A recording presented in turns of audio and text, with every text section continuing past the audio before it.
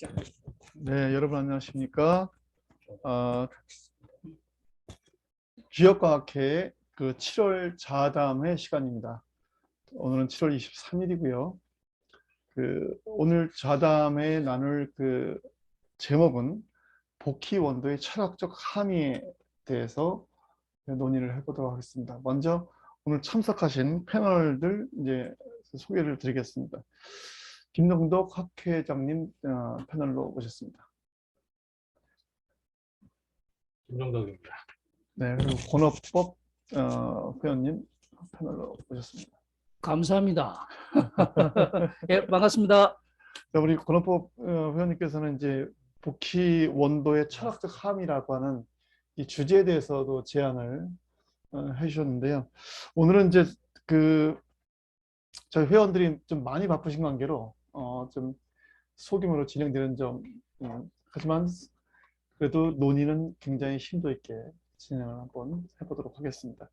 자, 먼저 복희 원도의 철학적 함의에 대한 이 주제에 대해서 주제를 해주신 우리 권업법 회원님께서 왜 이런 주제를 한번 제안을 하게 됐는지 먼저 그런 좀 주제 소개를 좀 부탁드리겠습니다.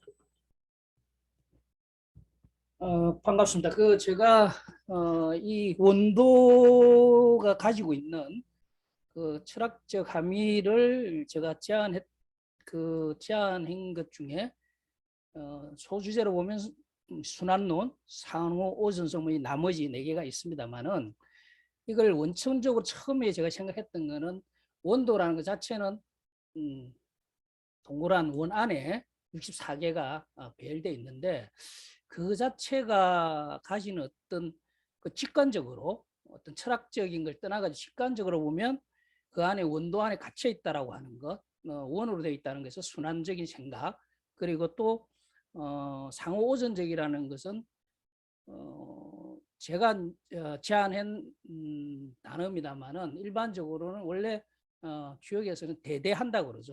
서로 마주보고 있는 상반되는 것이 마주보고 있던 모습에서 상호 오전성이라는 저는 말을 했습니다만은 그게 예전 이야기로 하면 이제 대대된다. 그게 좀 더 현대적 용어로 보면 상호 오전적인 단어 쓰면 어떨까? 물론 그 전에 상보수이라는 단어를 썼습니다. 그게는 누가 있냐면은 그 양자물리학자의 니얼 보어가 양자물리학을 설명하면서 어떤 불확정성에 대해서 설명을 하면서 상보수이라는 걸 썼는데 그것은 조금 미진하지 않은가. 그래서 상호 오전성이라는 단어를 상보성이라는 걸 포함한 단어로 썼으면 어떨까 하는 차원에서 제가 문제 제기를 했고요. 마지막에 개인성이라는 거는 제가 카톡에 일부 말씀을 드렸습니다만은 주역의 기본적인 6개가 제5효의 중심으로 하는 어떤 그 군주를 중심으로 하는 하이아키, 이게 질서적인 게 돼 있는데 지금 현대사회에서 과연 그렇게 해석했을 때 한계가 있지 않겠는가. 그래서 이걸 지금 시대에서는 오히려 어떤 개인성, 개인의 특성, 자질 이런 것이 더 중시되는 이런 시대이기 때문에 그에 맞춰서 한번 해석을 하면 어떨까 하는 건데 과연 그게 방도의 원도에서 노출될 수 있을지 그거는 제가 사실 의문입니다만 오히려 이 부분은 같이 토론하시는 우리 도반들께서 그런 부분이 있는지 같이 한번 점검해 주셨으면 감사하겠다는 그런 의미에서 제가 제안을 했습니다. 예, 이상입니다. 네, 제안 설명 감사드리고요. 일단은 본격적으로 토론 들어가기 전에 제가 이제 한번 패널 분들과 어떤 식으로 진행할지에 대해서 좀 합의가 필요할 것 같은데 제 생각에는 이제 일단 복희 원도 자체에 대한 논의를 조금 좀 하고 그다음에 거기서 이제 원래 권 선생님께서 제안해 주신 각 개별적인 소론들 순환론, 상호 우전성, 상보성, 개인성 이런 부분을 강론으로 좀 하나하나씩 가지고 우리가 그 의미들에 대해서 논의를 좀 하면 어떨까 이런 생각을 좀 해봤습니다. 어떻게 생각하시는지 여쭤보시면. 좋습니다. 예. 네, 그렇게 하시죠. 네네. 이제 복희 원도가 물론 지역 전체에서 갖고 있는 의미도 있을 수 있고 또는 동양 철학, 그러니까 철학 자체에 갖고 있는 의미도 분명히 있을 수 있다고 하는데 그런 의미에 대해서 조금 더 좀 그 원론적 내지는 개괄적 의미에 대해서 우리 김도덕 원장님께서 좀 설명을 해주셨으면 좋겠습니다.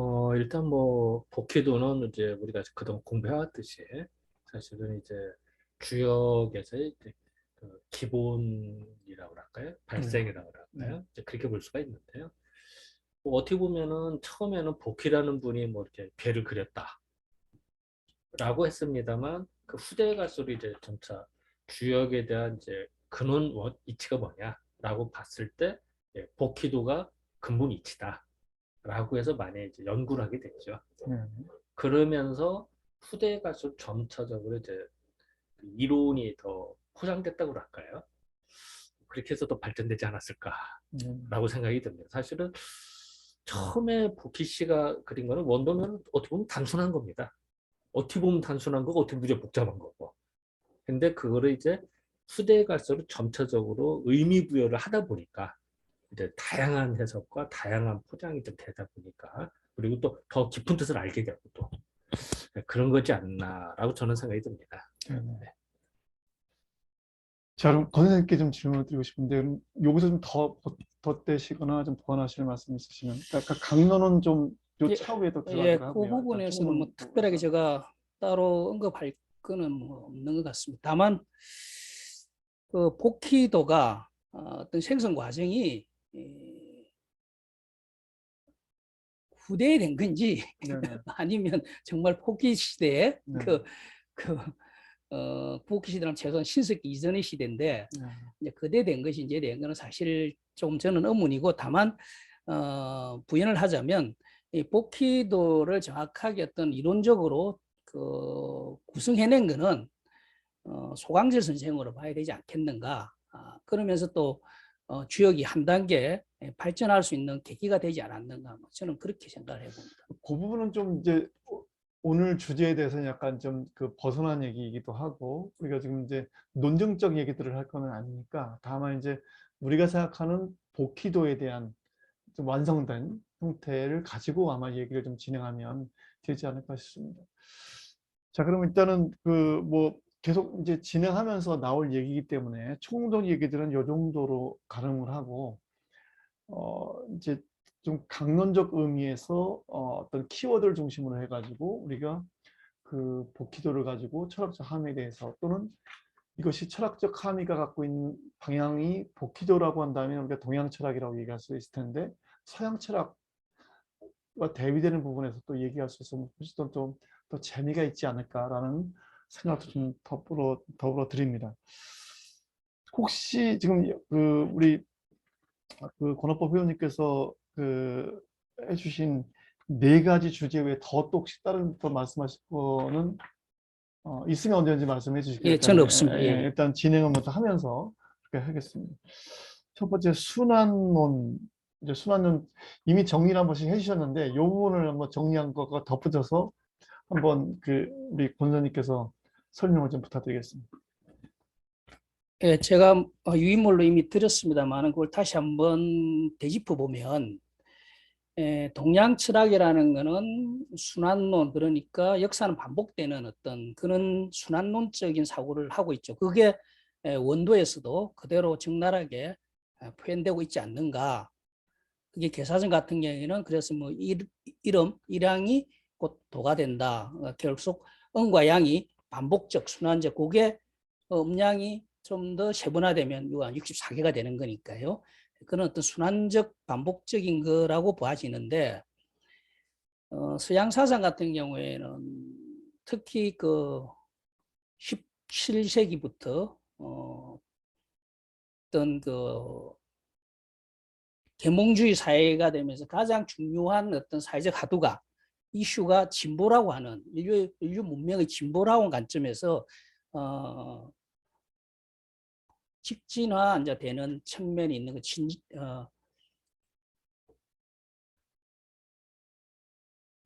진보라는 가치 위주로 되다 보니까 이제 끝없는 발전. 그게 뭐 지금 같으면 이제 자본주의의 어떤 그 발전이 끝없이 되다 보니까 뭐 지구 뭐 환경을 문제할 정도 이제 그런 것인데 비해서 순환론의 동양의 순환론은 그 끝까지 않고 어떤 것이 끝가면 다시 그 반한다. 극하면 반해서 다시 되돌아옴으로 해서 어떤 극단적인 진보적으로 나가지 않는 진보로 나가는 데 있어서 어떤 문제점이라 그럴까요? 그런 걸 잘 보완하고 있다라는 생각에서 저는 순환론을 말씀을 드렸는데 그렇다면 또 순환론이 과연 또 한계가 없느냐? 또 그거는 그 나름대로 한계가 있는 거니까 그런 차원에서 한번 말씀을 하고 싶어서 제안을 했습니다. 그래서 사실 이제 이 얘기는 우리가 시각적으로 봤을 때도 동그란 원이고 또 의미적으로 봤을 때도 음과 양이 계속 번갈아 가기 때문에 이제 순환론적 관점에서 보셨다 이렇게 말씀하신 거잖아요. 그 관점에서 그럼 우리 이제 그 김준호 의원님께서 그 순환론으로 보니까 예를 들어서 우리가 흔히 이제 봄, 여름, 가을, 겨울이 오는 걸 알잖아요. 네네. 근데 중요한 거는 그걸 몇 번 반복하다 보면은 봄이 오고 여름이 왔으니까 곧 가을이 올 것이다 라는 걸 예측을 할 수 있다는 거죠. 또 겨울이 온다는 예측하는. 그러니까 우리는 주역을 공부하면서 그 사람의 과거를 보고 미래를 예측할 수가 있는 거죠. 예를 든다면 신입사원을 뽑는데 그 사람 이력서를 보고 과거 했던 내역을 적은 이력서잖아요. 이력서를 보고 이 사람이 어떤 일을 할 수 있겠다라고 예측을 해서 사원을 뽑는 거죠. 물론 예측한다고 다 들어맞을 수도 있고 안 들어맞을 수도 있겠죠. 하지만 그 충분히 예측 가능한 범위가 있다는 거죠. 그런 것들을 이제 지혜를 알려준다는 거죠. 그래서 우리가 더구나 또 우리는 흔히 뭐 더 불가에서는 사람이 윤생한다고 그러잖아요. 윤회한다고. 마찬가지로 그런 이치도 결국 동양 사고방식에서는 순환론이 돼. 근데 순환이 되는데 항상 똑같은 게 아니죠. 조금 작년과 금년에 봄, 여름과 조금 차이가 나는 거예요.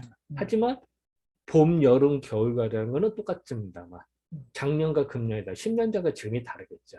하지만 이제 그런 어떤 차이들이 있겠습니다만 이제 그런 것들이 돼서 중요한 거는 우리가 순환론 덕분에 우리가 여기라는 미래를 예측할 수 있는 지혜가 생긴다는 거죠. 그런 부분들이 우리가 좀 눈여겨봐야 되지 않을까라고 생각이 듭니다. 지금 말씀하신 걸 좀 이제 제가 좀 정리해 보면 이 순환론이 기본 바탕을 깔고 있는 것이다. 그리고 이제 그런 것들이 실생활에서는 순환되기 때문에 우리가 어떤 것들을 미뤄 짐작할 수 있고 또 예방할 수도 있고 또 활용할 수도 있고 이런 이제 적용의 이치가 활용의 이치가 있다. 이제 그렇게 말씀하신 것 같습니다. 그걸 보여주는 것이 이제 버키도의 근본 이치 중에 하나다라고 보는 거죠. 그러면 이제 그런 지금 말씀하신 거로 본다고 한다면 반복된다, 순환된다. 근데 이제 조금 전에 말씀하실 때 봄, 여름, 가을, 겨울에서 올해 봄과 내년 봄은 조금씩 다르다. 똑같은 봄은 아니라는 거죠. 그러면 순환이 되는데 그럼 똑같은 순환이 아니다라고 하는 것들은 복귀본도에서 어떻게 담아져 있을까요? 예를 들면 순환이 되는 것까지는 지금 시각적으로 원이고 또는 음량이 계속 교체하고 나와 있는 그 도를 보면 그렇게 순환된다는 걸 볼 수는 있을 것 같은데 그러면 순환되는데 한 번 순환된 것이 똑같은 것이 아니라 다른 것이다 라고 하는 의미를 내보는 것은 어떻게 복귀도 자체만 보면은 이제 항상 한 텀만 그려져 있습니다. 왜냐면 여러 개를 그릴 수가 없으니까. 그렇죠. 하지만 이 복귀도에서 생성될 때는 항상 그런 얘기를 하거든요. 음요는 양의 영향을 받고 양요는 음의 서로 영향을 주고받습니다. 사실은. 그게 항상 내포되어 있다. 그 얘기는 새로운 괴가 형성이 될 때마다 거기에는 이치가 생성이 되거든요. 그런 뜻이 있기 때문에 복귀도 자체는 매번 달라진다는 말은 없습니다만 복귀도의 생성 원리 자체가 새로운 괴가 생성이 되면서 음유와 양의 서로 주거니 받거니 영향을 주고받거든요. 항상. 그러니까 다음 이게 똑같이 돌아갔을 때 다음에도 똑같을 것이냐 이러지 않다는 거죠. 그것이 내포되어 있다는 뜻이죠. 제가 이제 어떻게 느꼈냐면 이거는 원리다. 원리. 그러니까 원리라는 것은 실제하고는 원리가 돌아가는 순환되는 것이지 실제는 그 원리에서 다른 조금씩 변화되는 실제가 나타난 거기 때문에 그 원리적 의미에서 충분히 그렇게 이야기할 수 있고 설명할 수 있다. 이렇게 이제 얘기할 수 있을 것 같습니다. 그 부분에서 우리 그 본도관님께서 좀 추가 제가 선생님이었다 그 명칭이 왔다 갔다 합니다. 왜냐하면 저희가 예, 그 세 사람이 진행하기 때문에 좀 그 명칭을 달려가면서 여러 사람이 있는 것 예, 같은. 변화를 주십시오. 순환론에 빠지지 말고. 예, 그 지금 원장님 말씀하신 그 순환론이 가진 어떤 장점이죠. 개인사적인 어떤 사람이 어떤 상황에서 대처하는 능력이라든지 예, 이제 그런 걸 밝혀준다는 면에서는 순환론이 굉장히 또 의미가 있죠. 그런데 또 조금 더 거시적으로 보면 사실 순환한다라고 하는 것이 우리 그래서 순환하는 걸 가지고 그대로 두면 그럼 뺑뺑이 도는 거 아닌데 다른 채바퀴면 인류 역사는 그러면 동양은 하나도 변화가 없었느냐 하는 문제가 생기기 때문에 그래서 그게 이제 보충적으로 뭐 나선행 뭐 발전, 나선행 순환 뭐 이렇게 이야기를 하는데 이제 변화라고 그 순환을 하고 있지. 예를 들면 작년에 본 거 올해 보면 사실은 같죠. 특별하지 않다면 뭐 어떤 그 전 우주적 어떤 문제 뭐 예를 들면 간빙기가 있다든지 뭐 어떤 큰 그 변화가 있지 않다면 작년에 보면 올해의 봄, 작년에 여름이면 올해의 여름이나 뭐 마찬가지로 약간 뭐 비가 많이 오느냐 언제 오느냐 약간 차이가 있지만 사실 그 안에 있는 변화를 주는 측면은 누구냐면 인간이거든요. 인간 그게 살아가고 있는 인간이 지구상에서 가장 능동적인 인간이 그 변화를 사실은 만들어 간다고 해도 과언이 아니죠. 인간이 없다 지구에 그러면 짐승들만 있다 인지되지 않는 짐승들만 있다 그런다면 정말 순환론적일 수 있는데 그 속에 살아가는 인간은 작년의 봄처럼 행동하지 않거든요. 인간은 또 변화 발전하고 있기 때문에 그런 면에서 또 본다면 그 순환하고 있지만 거기서 인간의 어떤 역사에서 보면 계속 변화 발전하고 있는 거죠. 네, 네. 그게 어떻게 보면 아까 나선행이라는 뭐 이야기도 할 수 있지 않을까. 네. 맞습니다. 또 이제 이렇게 볼 수 있을 것 같아요. 그 우리가 이제 복희도다 뭐 원도잖아요. 네. 원도를 하루를 보면은 아침, 점심, 저녁으로 볼 수가 있어요. 네. 1년을 보면 추나 추도로 볼 수도 있고요. 인생으로 보면은 유아기, 청년기, 뭐 노년기 이렇게 또 볼 수가 있겠죠. 더 나가면은 지구의 나이로 볼 수도 있을 거예요. 그렇게 따지면은 자 작게는 한 시간도 원도로 다 해석이 가능하겠죠. 하루도 가능. 그러면은 더군다나 우리가 이제 60갑자로 말을 할 때 60주년으로 한 운세가 흘러가잖아요. 그런 걸로 봐서도 60년의 기준으로 봐서 원도 한 바퀴가 돌 수가 있습니다. 그렇게 봤을 때는 그 큰 쪽이 더군다나 뭐 그 소자는 뭐 일원력, 우주력을 해서 뭐 10만 6천 몇 년 이렇게 회 뭐 이렇게 해서 따지자 원대도 따지 그런 식으로 따질 수도 있겠죠. 그것 하나의 원도의 한 사이클로 볼 수가 있겠죠.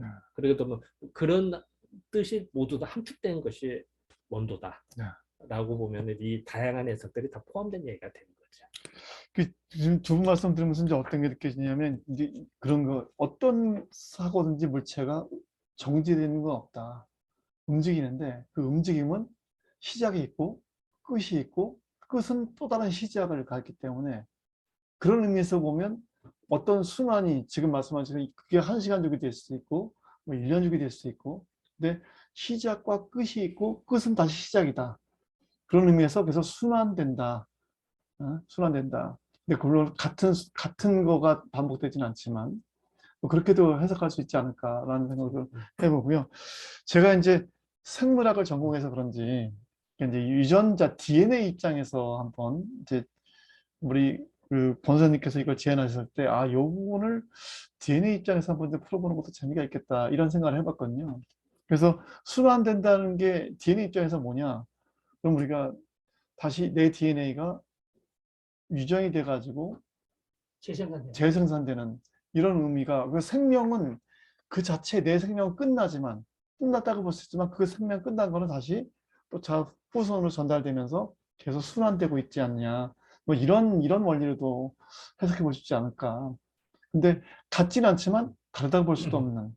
그래서 그러면서 뭐 그것이 어떤 변화라고 하는 것 자체도 아까 수반되고 있고, 뭐 그래서 그렇게 해서 이제 우리 생명 현상에서는 갖고 있지 않냐 이런 생각을 좀 가져봅니다.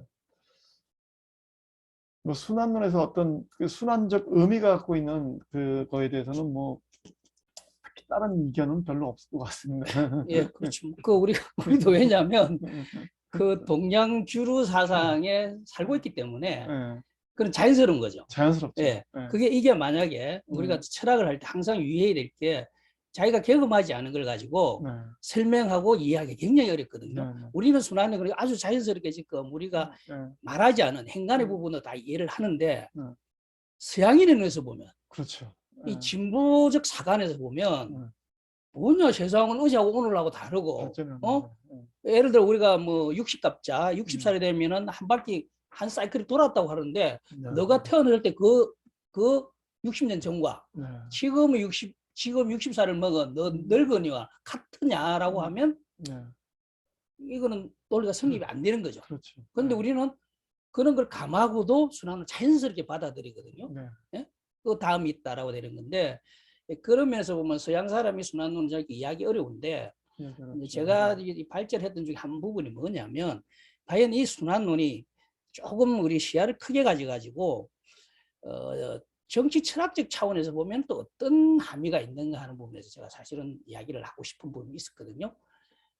순환한다라는 거꾸로 이야기하면 반복된다는 이야기인데 그게 왕족 개처설하고 같이 맞물려 가는 거거든요. 한 왕조는 뭐 중국 같으면 한 200년 내지 300년. 그러니까 한 300년쯤 되면 이 왕조는 쇠퇴했으니까 다음 왕조가 들어설 수 있는 어떤 혁명이라 그러네. 정권 교체의 어떤 당위성도 되기도 하지만 또 한편에서는 순환로이라고 그 틀에 갇혀버리면 어차피 또 돌아가는 거니까 현 체제의 어떤 수능적인 어차피 또 돌아가는 건데 그게 그거 아니냐라고 하는 어떤 정권을 가지고 있는 입장에서는 보면은 자기 정권의 어떤 당위성, 특별한 어떤 변화에 대한 어떤 그 부정적 의미를 가질 수 있는 정권에 있어서는 존재의 당위성이 되겠죠. 또 뭐 아까 말씀드린 반대자 입장에서 보면은 어떤 변화에 대한 주기설이 되는 거죠, 일종의.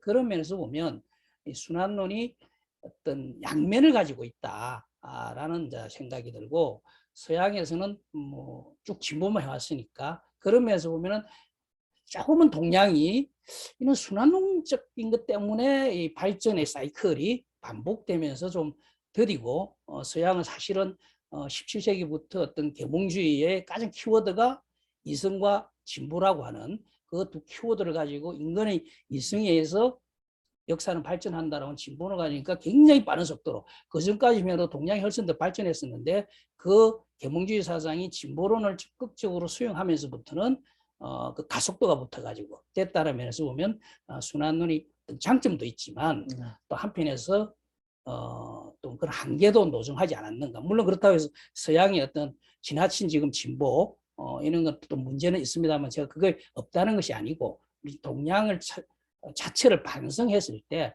반성적 차원에서는 순환론이 그런 또 문제점도 일부 가지지 않았나 하는 차원에서 사실 순환론에 대해서 이야기를 더 하고 싶었던 것도 있습니다.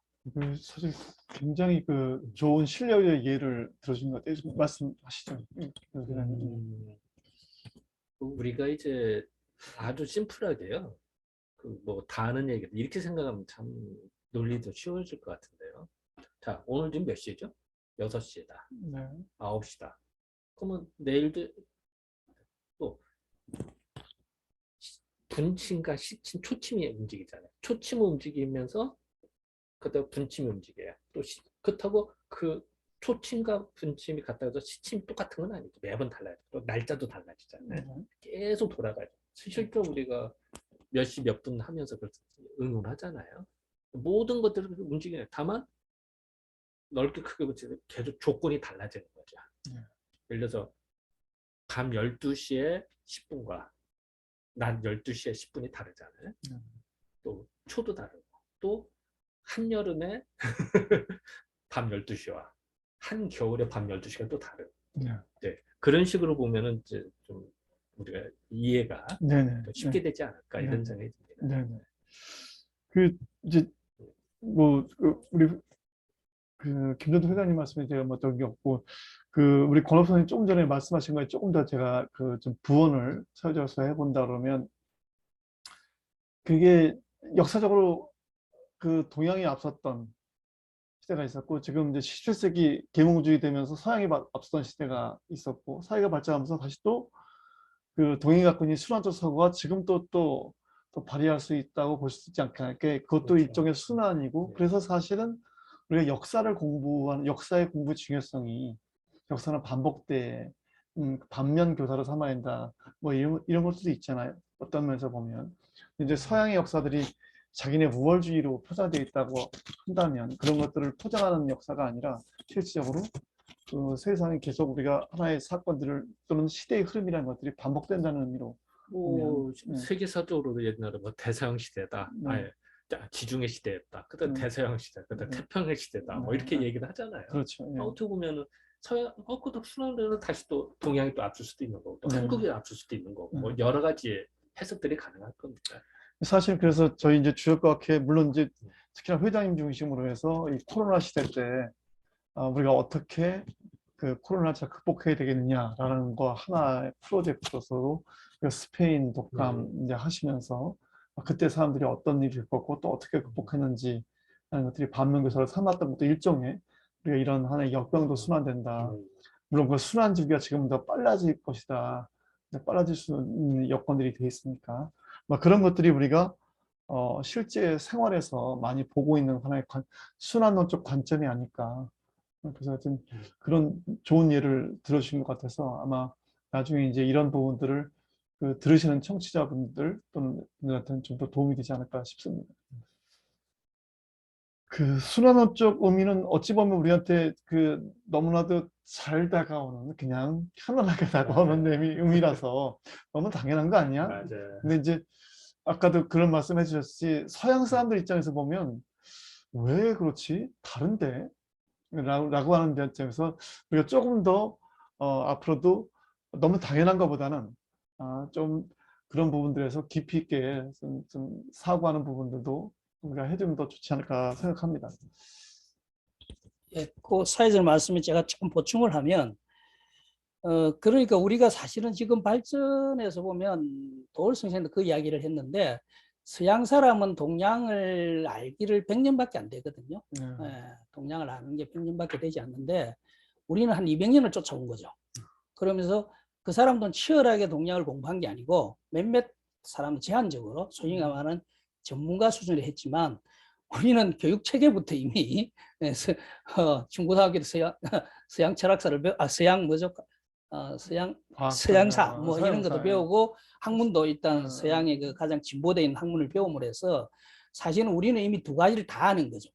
순환론적 개념에 대해서도 충분히 이해를 하고 또 어떤 진보론적 관점에 대해서도 충분히 우리 생각할 수 있것도 이미 한 부분이 확실히 되어 있기 때문에 우리 입장에서 보면은 양쪽을 다 안다라는 차원에서는 사실은 우리는 하나 더 좋은 어떤 정신적 기반을 가지고 있다. 물론 각각의 그 어떤 순환의 진보론을 가지고 있는 또 한계도 우리가 주의해야 되지만 그런 면에서는 굉장히 가치 있는 하나의 그 어떤 문화유산이죠. 이게 이제 복귀도가 주는 또 유산이고. 그런데 하나 더 제가 첨언을 하면 주기론에 대해서 하나 조심해야 될 부분이 그 기준을 잡아야 되는 게 한 사람의 금방 우리 원장도 말씀하셨듯이 시기가 돌아가는 데 있어서 분침과 시침이 순환이 틀리지 않습니까? 기준점이 틀리기 때문에 그 어떤 기준점을 어떻게 잡느냐에 따라 가지고 순환된다고 볼 수도 있고 아니다라고 볼 수도 있는 거기 때문에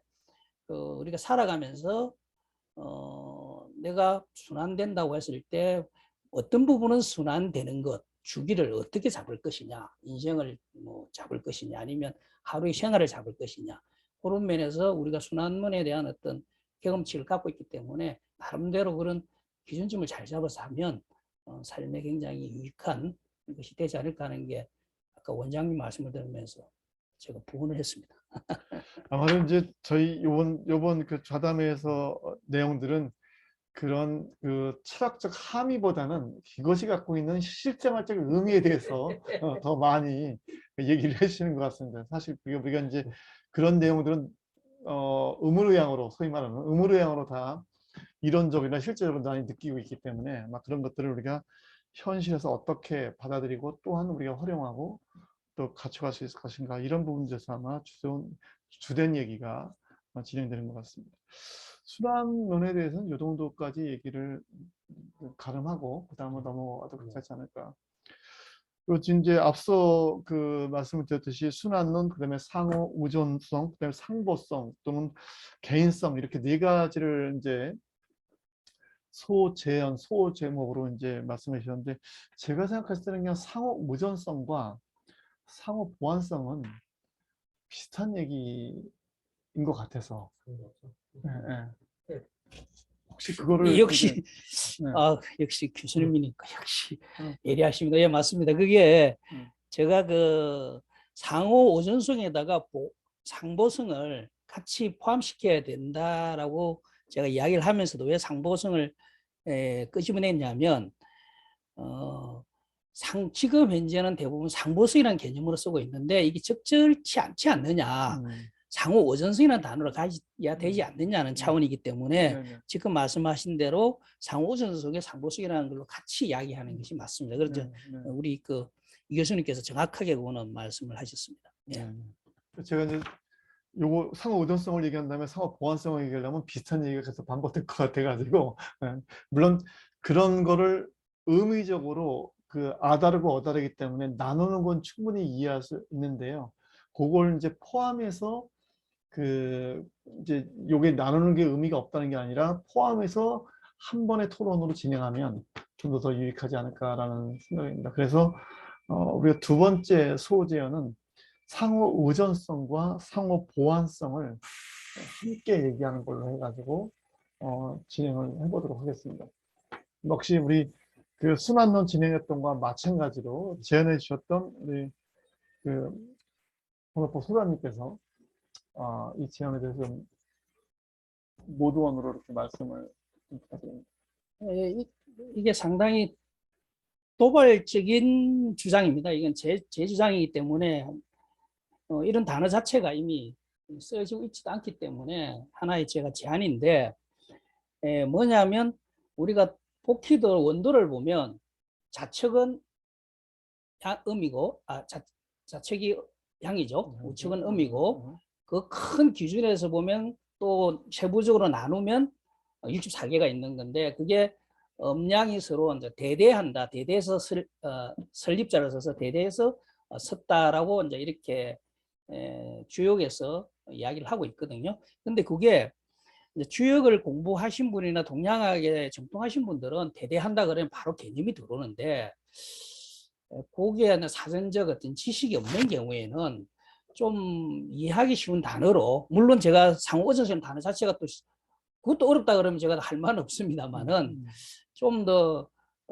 현대적 언어로 쓰면 어떨까, 그런 차원에서 제가 상호 의존성이라고 했는데, 그 상호 의존성이라는 것하고 그러면 상보성을 먼저 이야기를 하겠습니다. 상보성이 어떤 거냐면 상호 보완한다라는 뜻이거든요. 상보성을요. 그러니까 상호 보완한다라고 하면서 그게 이제 제가 그 유인물에 나눠드렸습니다만은 그 덴마크의 양자물리학자 닐스 보어가 이 개념을 양자물리학에 적용하면서 만든 건데, 물리적 실체에 대한 모든 성질들은, 그러니까 물리적으로 실체하고 있는 것들은 상보적으로 서로 쌍을 이루는 클레, 한 클레 그러지 않습니까? 클레로 존재한다 라고 본 것이 상보성의 개념인데, 제가 여기서 지금 더 구체적으로 이야기를 하면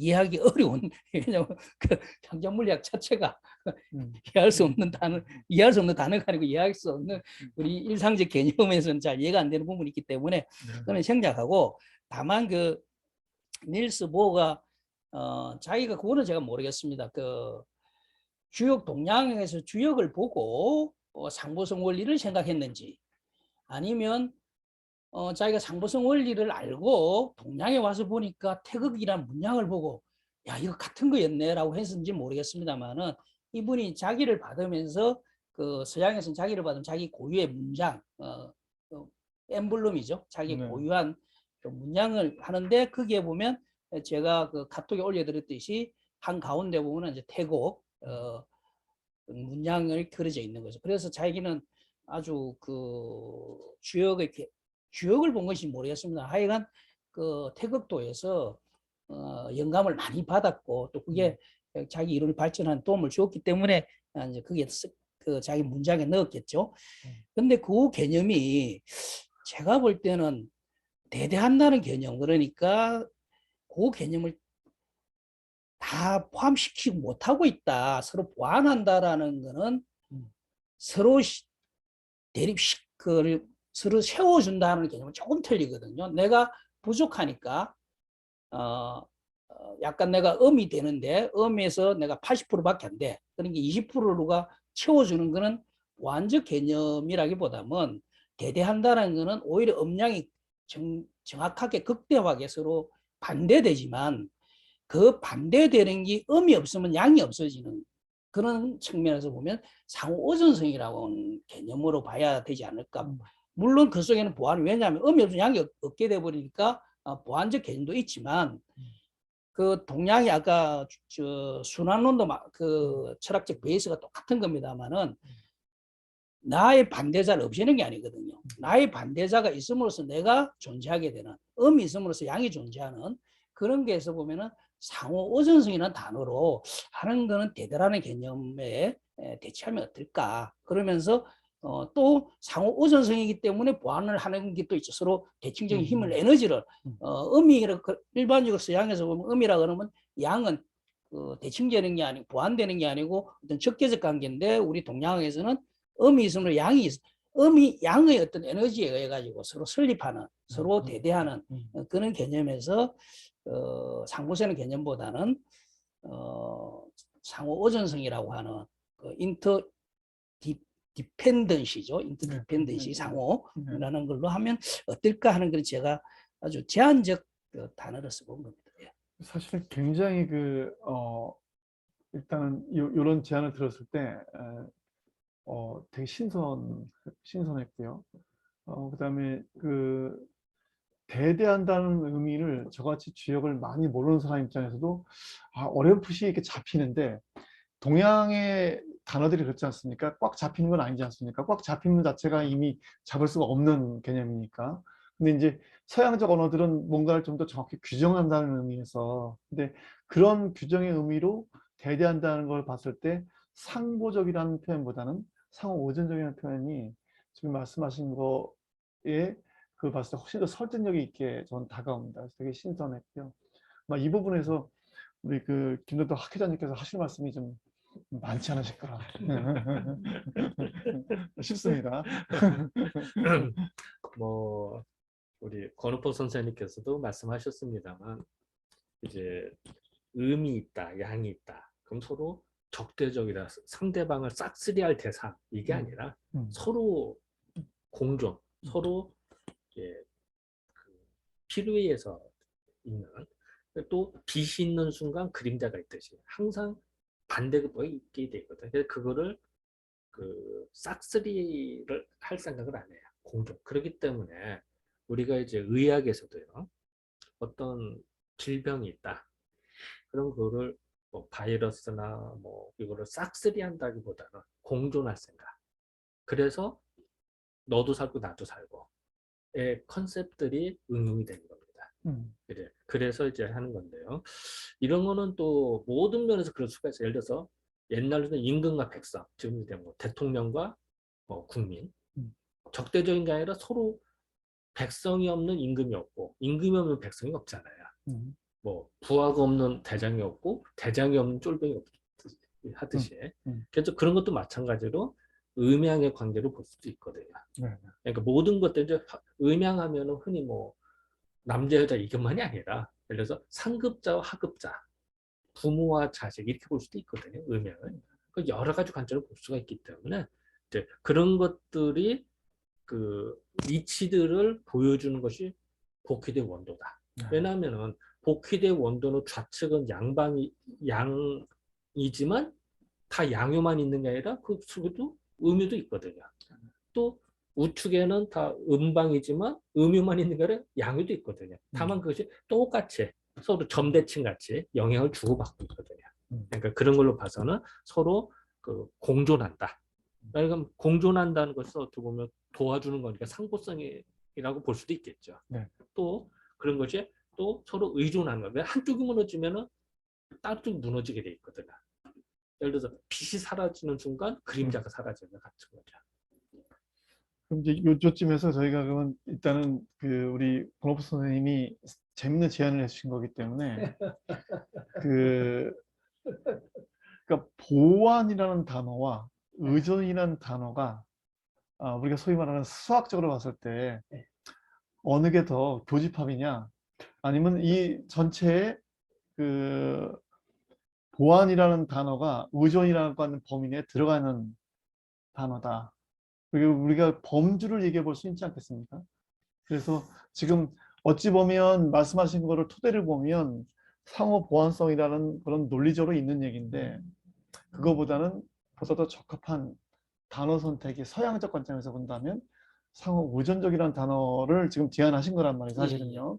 그리고 지금 이제 그런 의미들이 갖고 있는 대대한다는 의미는 우리 복희 원도에서 충분히 갖고 있는 서로 그렇게 음양에 지기도 하고 서로 그렇게 대대한다는 의미로 이제 우리가 지금 언어 자체가 한계가 있습니다, 그렇죠? 그 대대한다는 의미로 우리가 그걸 설명할 수 있는 건데 다시 이제 돌이켜보면 그러면 우리가 요 질문을 해봐야 될 것 같습니다.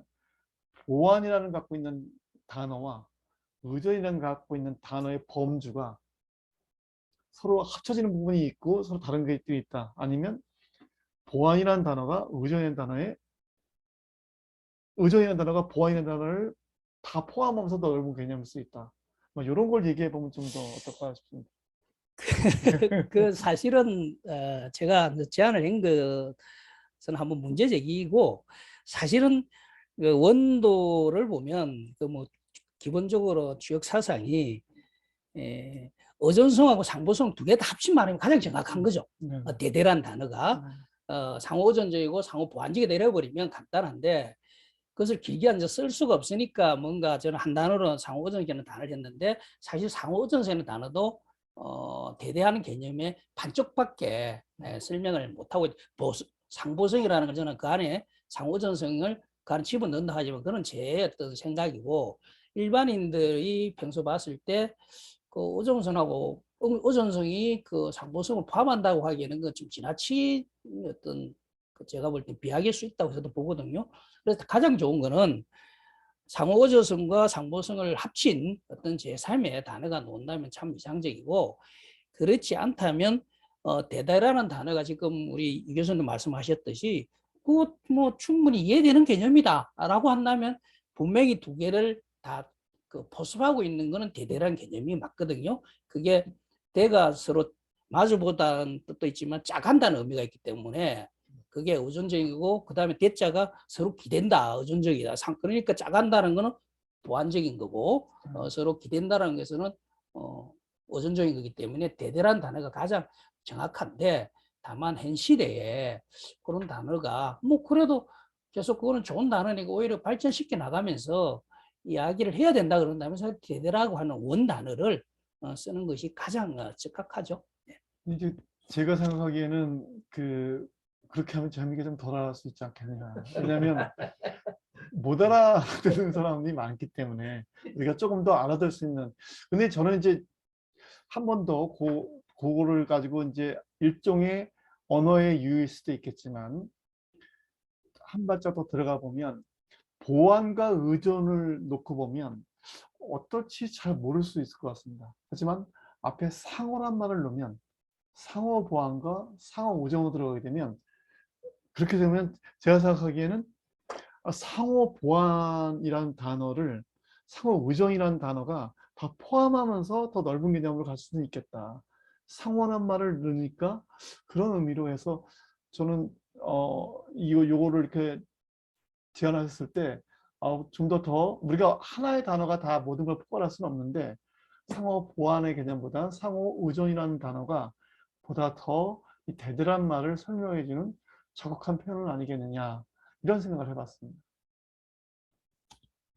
그 사실은 제가 상호적인 단어를 굳이 대대에 있는데도 왜 쓰느냐 하면 이 서양 철학사에서 보면 필요하면 자기가 어떤 개념을 만들어내거든요. 그렇죠. 이전에 네, 있지 네, 않은 네, 네, 네. 아니면 있었던 단어일지라도 자기가 어떤 새로운 개념으로 규정을 하는 거죠.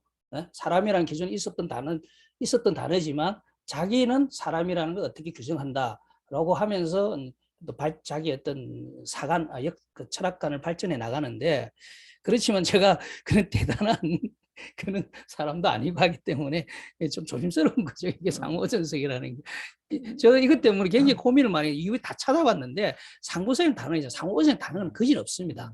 예, 그래서 제가 마침 열린 연단에 제가 바로 직전까지 본 것 중에 하나가 뭐가 있냐면은 그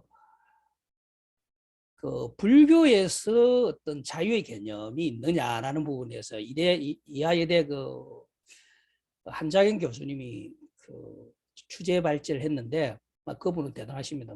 도굴에서 박사 받으시고 한국에서 동국대학도 불교 쪽이시겠죠. 그리고 박사를 받으신 분인데, 이분이 뭐라고 하냐면 불교 쪽에서 보면 상적한다. 상적 상입이 있는데 서로 상자에 적한다. 우리가 적자. 네. 그 상적의 개념이 보니까 대대의 개념과 같더라고요. 예. 그리고 이제 그분은 또 추가해서 상입, 덜입자라는데 그거는 호장기택하고 같은 어떤 개념이더라고요, 보니까요. 그래서 호장기택이 불교의 하은계에서 갖고 오지 않았나는 그런 쪽의 의미가 좀 있던데, 또 보니까 그 불교의 연기설에 보면 그런 상적이라는 개념, 제가 그 다음 페이지에 있습니다. 보면은 그 다음 페이지 제가 그 토를 달아놨습니다. 그 다음 페이지 보시면 개인성 위에 바로 제가 달아놨죠. 서양에는 예. 불교의 연기설에 상적이라는 단어를 또 하는 것도 괜찮겠다. 그리고 또 서양에서는 보면, 근데 그때 토론자가 아니고 플로에서 그 연세대 그 철학과 정치 철학 하시는 박명리 교수님이 서양에도 이 대대라는 개념, 대대라는 쓰더라고, 이 단어를요. 대대라는 개념이 있는데 그걸 대상 관계, 인터페이스 다이나믹이라고 하는 그런 대상 관계라는 개념으로 이미 쓰고 있는 이야기도 있더라고요. 그래서 대대라는 개념이 의외로 아마 자연스럽게 쓸 수도 있지 않는가 하는 그 생각도 들기도 하더라고요. 제가 그 토론을 보면서. 그래서 뭐 대대라는 거 쓰는 것도 나쁘지 않다. 너무 내가 대대라는 개념을 너무 나만이 아는 몇몇 소수자만 아는 거라고 생각했던 건 아닌가, 그런 제가 판단도 해봤습니다. 근데 제가 이제 말씀을 너무 잘 들었는데 되게 이제 조금 경고 삼아서 드리고 싶은 말씀이, 내가 대단한 사람이 아니라서 이런 주장을 한다. 여기 지금 보면 다 같이 대단한 사람이 아닌 사람이 되는 거거든요. 같은 자담에 나와서. 네, 그래서 그런 말씀은 이제 하지 않으셨으면, 대단한 사람이 이미 되셨기 때문에 이제 그렇게 하셔도 된다. 이런 말씀을 드리고 싶고요. 되게 이제 좋은 예들을 많이 갖다 주셨는데, 저는 이제 아까도 말씀드렸듯이 생물학에서 본다면 도올 선생님이 그런 말씀하셨다 그래요. 중도를 다이나믹 이퀄리브리엄이다. 중도라고 하는 것을, 그러니까 이제 다이나믹 이퀄리브리엄 영어로 해석할 때 역동적 평형인 거죠. 저는 이제 그거를 그냥 아주 편한 영어로 하면 밸런스다. 밸런스다 이제. 근데 다이나믹 이퀄리브리엄이 좀 더 있어 보이긴 하는 것 같더라고요. 네. 근데 이제 그런 것들이 우리가 그냥 정지해 있는 중앙이 아니라 역동적으로 움직이면서도 항상 이게 순환의 의미도 갖고 있어서 평행을 이루고 있다고 하는 거고, 그것도 평행을 이루고 있다는 게 서로 대대하고 있다는 의미도 될 수 있기 때문에, 예. 어쨌든 그런 개념들은 충분히 있을 수 있습니다. 근데 다만 우리가 하나의 전체적인 하나의 구성 요소를 좀 이렇게 강론으로 들어와서 우리가 보는 거니까, 그런 의미에서 보면 상호 오전적이라는 표현도 굉장히 괜찮은, 또 어찌 보면 적극한 표현도 될 수 있지 않을까라는 생각이 듭니다. 근데 뭐 지금 우리가 토론을 하면서 설명을 하니까 그 개념이 와닿는데, 이런 개념을 처음 접하는 분이 우리처럼 그렇게 할 것인가? 그럼 결국 뭐 논문을 쓴다 밑에다가 각주를 이제 달아야 되겠는데 네. 그런 게 없다 하더라도 그 개념으로 와 닿을지 하는 건 사실 좀 오히려 뭐 화엄경에 있는 상적한다 네. 뭐 이런 단어도 나쁘지 않을 수도 있고 그렇네요. 그게 이제 뭐 계속 저도 이제 부원해 보면 DNA에서는 A 유전자라고 했을 때 우리 소위 말하는 A는 상대하는 게 있거든요. 혼자 존재할 수 없거든요. 네. ATCG라고 해서 A는 T를 내전 가끔가다 이제 아, U라고 예, 하는 예. 것과 서로 아, 상호 대응해야 되고, 그다음에 G는 C랑 서로 연기 맞붙다고 사슬에서 말씀하시는 거죠? 그렇죠. 사슬을 그래서 서로 혼자 존재하지 않고 서로 같이 대대 이게 이게 좀 있으면서 아예 뒤로 좀 물리세요. 그래야 편하시게 이야기해서. 그래요. 예. 그러시면 아주 편하게 그렇죠. 네, 네, 네. 그럼 아주 편하게. 예, 예. 그래서 실질적으로 DNA 입장에서도 ATCG라고 하는 것이 돌아가면서 물론 그것들이 뭐 메비스티처럼 유선연으로 들어가면서 순환되는 의미도 얘기할 수도 있지만 생긴 시각적으로 봤을 때 실제로 ATCG가 서로 붙어 있으면서 그러니까 대대하고 있으면서 계속 서로 붙어서 떨어지다를 반복하고 있는 거거든요. 그리고 서로 붙어 있는 힘의 균형도 조금씩 다릅니다. 예, 이런 것들이 꼭 일률적이지 않다는 의미죠. 그런 의미로 봤을 때도 이 상호 우전적이라는 그 의미로 굉장히 재미있게 우리가 해석할 수 있지 않겠냐. 이런 것도 저는 지금 한번 생각을 좀 해봤습니다. 그러면 지금 아주 그 좋은 예시인데 DNA 그 연기 사슬이라 그러죠. 그 네, 네, 나선행 네, 사슬을 이야기하시는 건데 과연 그때 그 유전자 4개의 조합이 이루어지는 뭐 A와 T가 만나고 하는 이런 조합이 이루어지는 것이 어떤 대대한다. 네. 아니면 그거를 상호전성이다라고 이야기한다면 생물학 하시는 분들이 이해가 될까요? 그러니까 이제 저는 왜 그 말씀을 드린 거냐면 우리가 DNA를 바라보는 입장을 우리는 여태까지 사회적 관점에서만 바라봤다는 거죠. 그래서 그렇게 해석하는 관점하고 지금 우리가 여기서 뭐 복귀 원도를 얘기하면서 그 상호 보완적, 상호 의존적 이런 얘기들을 하는 거하고 좀 다르다는 거죠. 그래서 우리가 DNA라는 구조를 보면서도 그런 원리들을 이해하면서 학문을 하는 것도 되게 재밌지 않겠느냐라는 관점에서 저는 이제 생물학 얘기를 계속 지금 이제 조금 그 감초처럼 덧대보고 있는 겁니다. 뭐 사실은 이제 그런 것들은 이제 뭐 생물학뿐만이 아니라 우리가 이제 일반 사회에서도 많이 볼 수가 있는데요.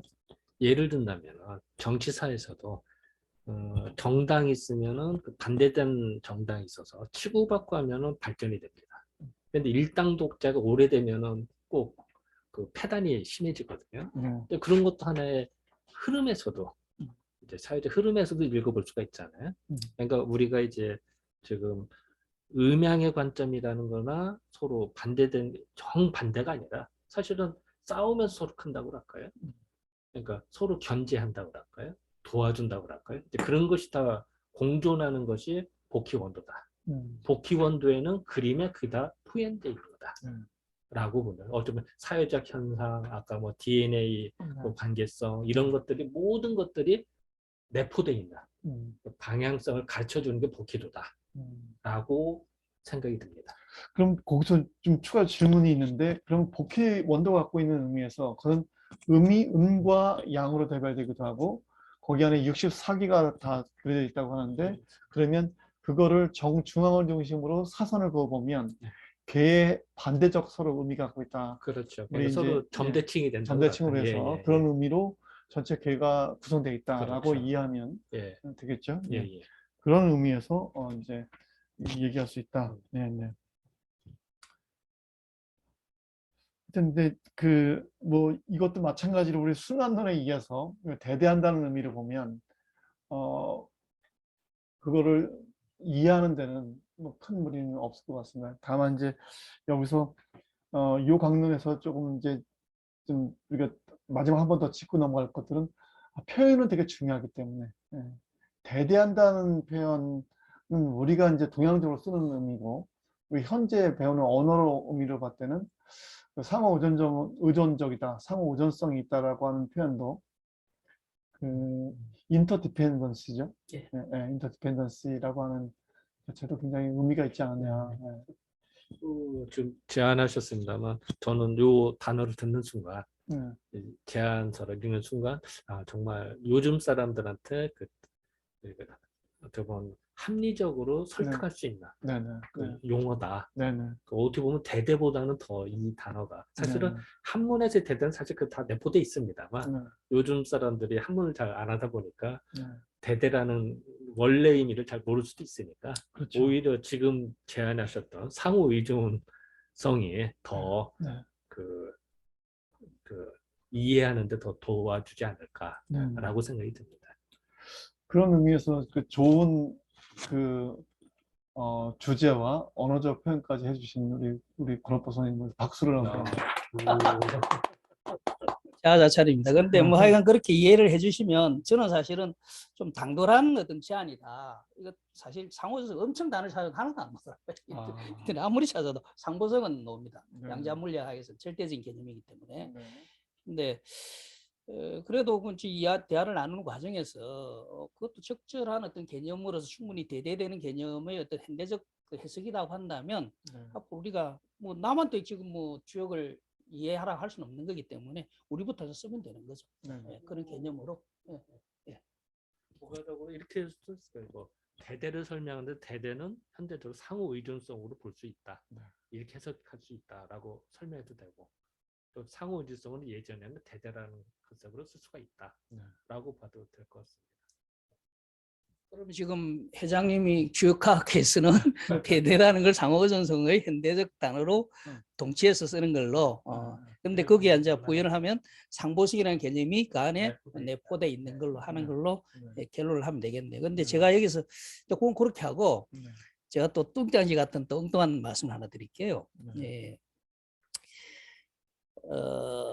서양 철학에서 특히 이제 중국이 그랬죠. 그 사회주의 아니 뭐죠 그 자본론이라고 해야 되나 하여간 사회주의 이념을 갖고 들어오면서 변정법이라는 건 필연적으로 통과해야 되는 어떤 그 과정인데 사회주의를 이해하려고 그러면 변정법이라는 철학적 관문을 통과해야 되는데 중국에는 그런 변정법적 사고가 없느냐 하는 중국 사람들은 항상 계기적이라 그러죠. 어떤 걸 가져올 때 자기가 갖고 있는 전통적 사상으로 가지고 그걸 풀어해보려고 그대로 받아들이는 게 아니고 그런 불교 같은 계기 불교라고 그러죠. 도교적 어떤 관점하에서 불교를 해석하듯이 자기 어떤 고유한 것이 있지 않을까 찾아보니까 주역의 변이 있거든요. 바뀐다는 거. 그러니까 야 이거 변종보고 맞네. 딱이네 하면서 우리 야 주역 속에서 변정법의 어떤 논리적 걸 찾을 수 있다. 그래가지고 한때 중국에서 주역이 굉장히 각광을 받은 적도 있습니다. 근데 사실은 거기에 서양에서 이야기하고 있는 해결의 어떤 변정법하고 우리 주역에서의 변정법은 변역이죠. 변하고는 전혀 다른 개념인데 그 부분은 우리가 좀 바로 잡아야 되지 않겠는가 하는 생각에서 사실 이제 상호전성 개념도 넣는 게 변정법은 정반합이기 때문에 정에서 반이 있고 그 다음에 소멸되어 버리는 거거든요. 대척적 관계는 소멸되면서 제3이 생기기 때문에 적대적 개념의 그 변정법이고 우리 순환론이나 원도에서 보는 거는 아시다시피 상호오전적인 거기 때문에 없어지는 것이 아니라 저쪽의 어떤 장점이나 저쪽에 갖고 있던 역사적 어떤 당위성 이런 것들이 이쪽으로 일부 또 포섭돼 들어가면서 가는 그런 면에서 보면 또 어떻게 보면 또 발전론이 전혀 틀린 거죠. 그래서 주역에서 간간히 보면 아직도 뭐 요즘 그런 책은 없습니다만은 간혹 하다 보면 아마 그런 게 있을 수도 있습니다. 변정법이 동양에서는 주역에서 그대로 있다 아니면 뭐 같은 개념이다라고 하는 건데 그거는 전혀 다른 대대한다는 상호 의존성 개념을 갖고 있기 때문에 정반합의 어떤 변정법은 틀리다라는 걸 한번은 짚어야 되지 않을까 해서 사실 그 부분도 제가 생각을 해봤습니다. 네네. 굉장히 굉장히란 표현은 그렇고 하여튼 아주 적절한 그 비유와 또 예시를 해주신 것 같습니다.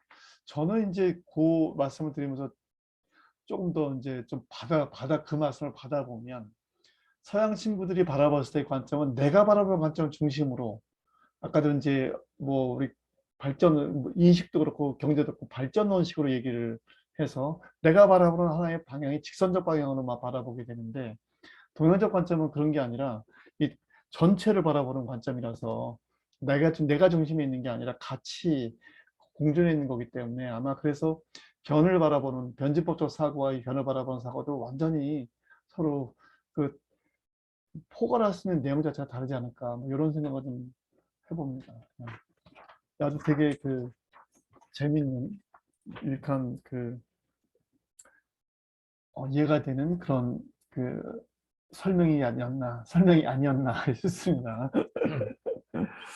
자, 그러면 요쯤에서 우리 이제 상호성보다 상호오전성이라는 대대한다는 의미 가지고 있는 그 복귀 원도 갖고 있는 대대성 또는 상호오전성, 상호 보완성을 포함한 상호오전성에 대한 얘기들을 가늠할 수 있을 것 같습니다. 그러면 다음으로 이제 우리 이번 자담의 소주제의 이제 마지막이죠. 개인성. 개인성이 갖고 있는 분위. 이 부분을 또 다시 이제 재현하신 우리 권사님께서 모두 발언으로 한번 부탁드리겠습니다. 제가 오늘 큰 실수를 한 게요. 내가 모두 발언을 해야 되기 때문에 목이 마른데 물을 한 잔 갖다 놔걸려 아주 일생일대 실수입니다. 제가 이 개연 이것도 저의 어떤 극히 사실 이런 식으로 주역을 해석한 걸 아직 보지를 못했기 때문에 이것도 사실 어떻게 보면 뚱따지 같은 소리이기도 하고 일단 제 주관적인 생각이 절대적으로 있다라고 이제 말씀을 드리면서 지금 서양 사회가 발전해 나오는 일련의 과정을 보면 계몽주의에서 4가지 키워드가 있거든요. 제일 먼저 되는 게 인간의 이성이라고 하는 거예요. 그전에는 신의 어떤 명령에 의해서 됐다면 신의 자리에 인간의 이성이 대체가 되고, 그러면서 인류사의 어떤 이성을 통한 진보, 그리고 진보해 나가는 이성의 어떤 자유로운 발전 속에 생기는 자유라는 개념. 그것도 자유가 나아가게 되면서 생기는 어떤 문제점이 결국은 불평등의 문제이기 때문에 평등의 개념. 이게 사실 이 4가지 키워드가 계몽주의 중요 사상이면서 사실은 서구 사상의 핵심이라고 해도 과언이 아니죠. 그런데 그 4가지 핵심 개념이 지금 발전하고 있는 그 끝점이 뭐냐면 개인성, 개인주의. 그 개인주의라는 게 우리나라에서는 등치되는 개념이 뭐 이기주의, 자기만을 아는 건 이기주의인데, 그거는 우리가 개념적으로 오해가 있는 것이고, 개인주의는 개인주의라고 하겠습니다. 개인주의는 인디비주얼리즘, 제가 발음이 안 좋습니다. 그 개인주의는 자유와 평등과 이성과 진보의 모든 개념이 다 함축되는 포스트 모더니즘한 개념이거든요. 그게 뭐 좀 더 발전해 나가면 실존주의라고 뭐 이렇게 이야기를 할 수 있는데, 그 기존의 개인성이란 뭐냐면 딱 한마디로 이야기하면 남이 하는 것을 자유롭게 하는 건 남의 자유를 배제하지 아니하고, 또 내가 자유롭게 하는 것이 남의 권리를 침해하지 않는, 이게 그 개인주의의 핵심 키워드인데, 지금 한국 사회도 이미 그렇게 되고 있거든요. 개인의 어떤 개성, 뭐 그런 것, 그에 반해서 우리 지금 동양 사회는 일제시대까지 전제적인 사회, 전제군주적인 사회의 어떤 획일적 문화에 우리가 길들어져 왔고, 또 그 문화에서 사실은 아직도 우리가 못 벗어나고 있는데, 지금 우리 세들은 개인성이라고, 개인주의라는 사회에서 살 수밖에 없는 거고, 그 어떤 변화는 우리가 존중해야 되고 거기에 맞는 어떤 철학적 함의를 찾아내줘야 되는데, 그게 저는 주역에서 찾을 수 있지 않는가라는 뚱딴지 같은 생각을 해봤습니다. 그러면 기존의 주역적 해석에 보면 주역이라는 것이 원래는 그 스타트부터가 어떤 왕조가 왕조라 해도 맞아 부족 국가에서부터 시작하는 도시 국가나 이 부족 국가의 어떤 단위에서부터 그 국가 대사를 논할 때 그 길과 흉을 예측하기 위한 어떤 그런 것에서 출발해 왔기 때문에 이건 필연적으로 국가 권력하고 그 매칭될 수밖에 없는 부분이 있습니다. 그리고 실제로 주역이 당나라 때는 주역 정의가 나오고 그 다음에 지금 우리 공부하고 있는 명나라 때는 주역 대전이 나오죠. 전이 대전이라고 하는 대전이 나오고 그 다음에 또 그 발전해가지고 청나라 때는 주역 절중이 나오는데 그게 전부 다 국책 사업을 했거든요. 그럼 왜 국책 사업으로 국책 사업에는 국가 이데올로기를 재생산하는 것이 가장 기본적인 그 목적이거든요.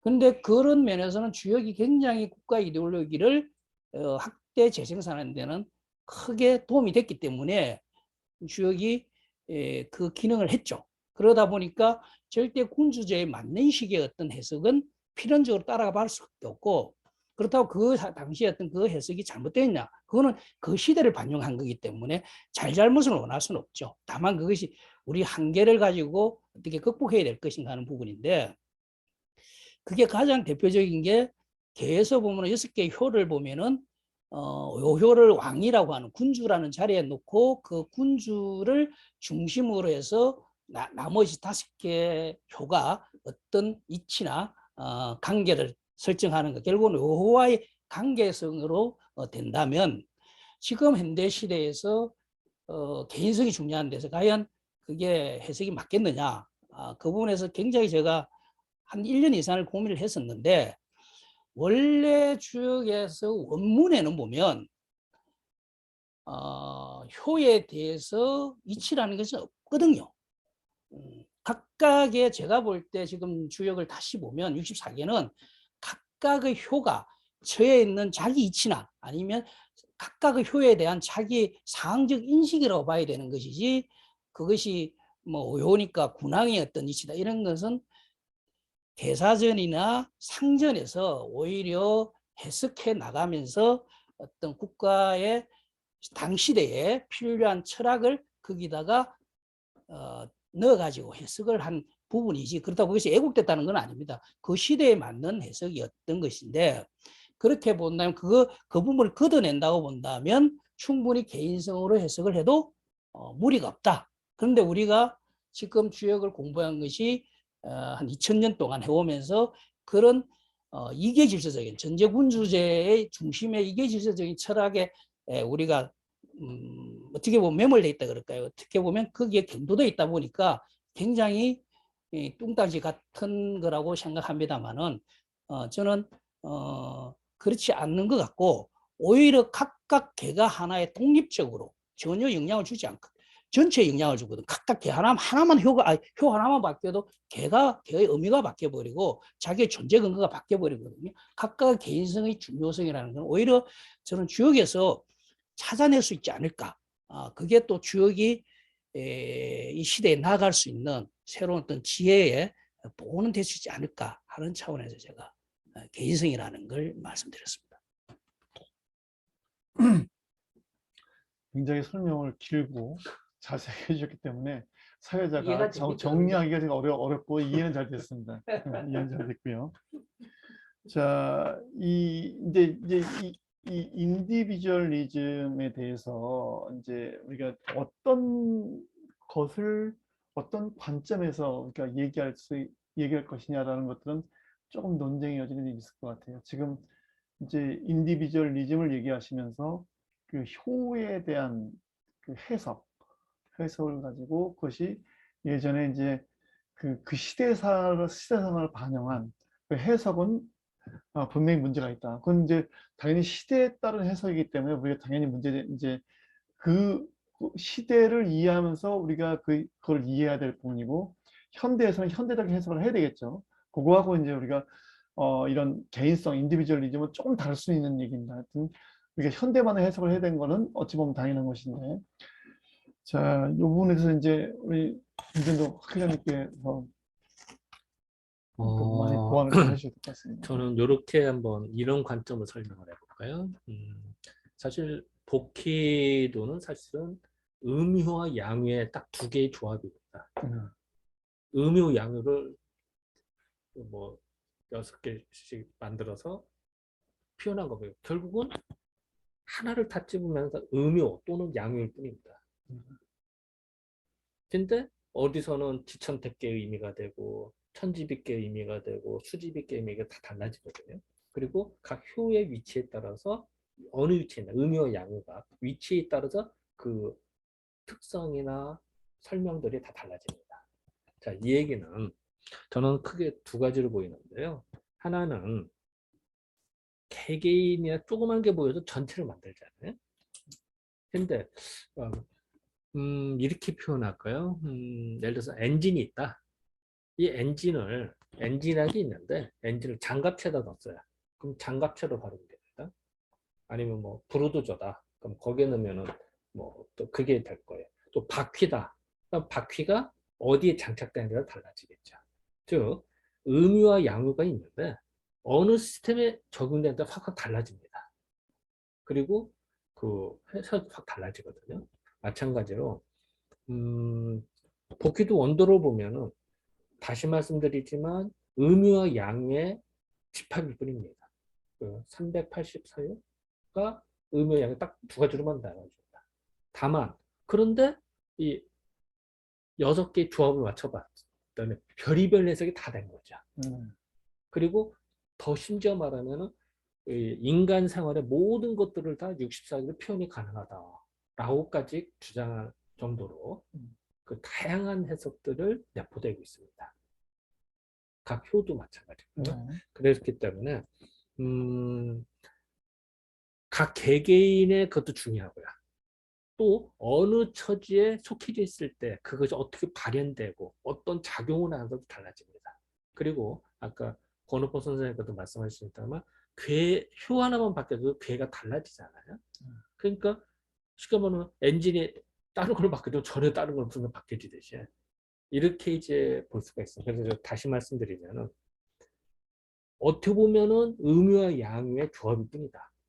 하지만 그것이 어떻게 조합하느냐에 따라서 전혀 다른 시스템이 된다는 거죠. 즉 마찬가지로 개인으로 따지면은 각 개개인의 회사원이다. 그러면 각 개개인의 능력이 되겠죠. 근데 예를 들어서 삼성이면 삼성, 뭐 롯데면 큰 거대한 기업체에 들어가면은 엄청난 작용이 되죠. 거기서 되듯이. 그러니까 개인으로서 못할 상상하기 있던 일들을 기업이란 조직체에서는 가능합니다. 또 물론 국가로 볼 수도 있겠죠. 그러니까 그렇게 그것이 나타내 주는 거죠. 그런 어떤 시스템을 다 알려주는 것이 결국은 복희도 원도에서 나타내는 거다라고 저는 이제 아까 뭐 보충 설명이라고 하면 이렇게 잠깐 얘기를 봤습니다.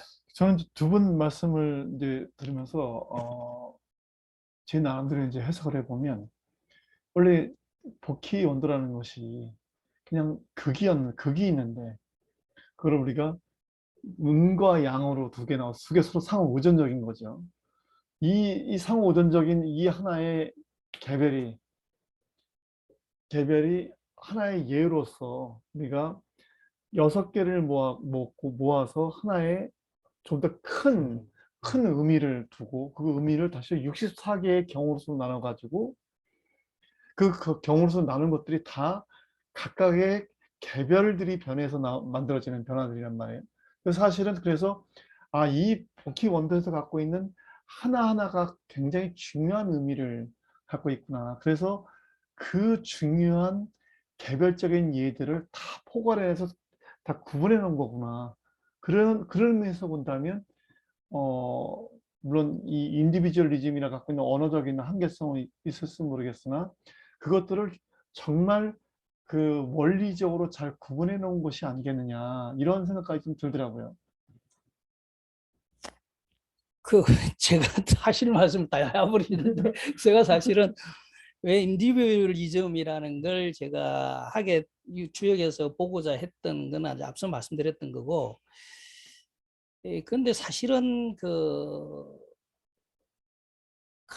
개 하나가 지금 이번에 제가 왜 또 이 생각을 좀 더 전향적으로 생각하게 됐냐면 이번에 코로나가 생기면서 그 리더십의 어떤 변화가 조직 구성 그러니까 사회를 구성하는 경영학에서 보면은 정확하게 하이라키가 있죠.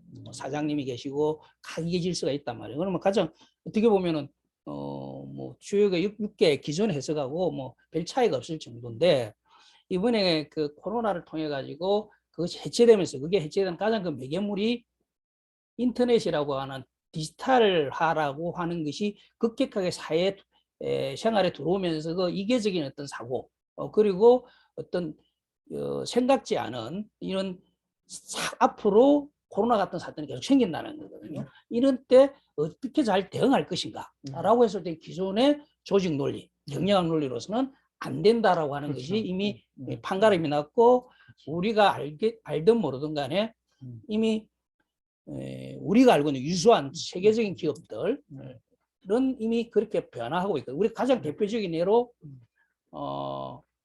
렉서스 만드는 회사 어디죠?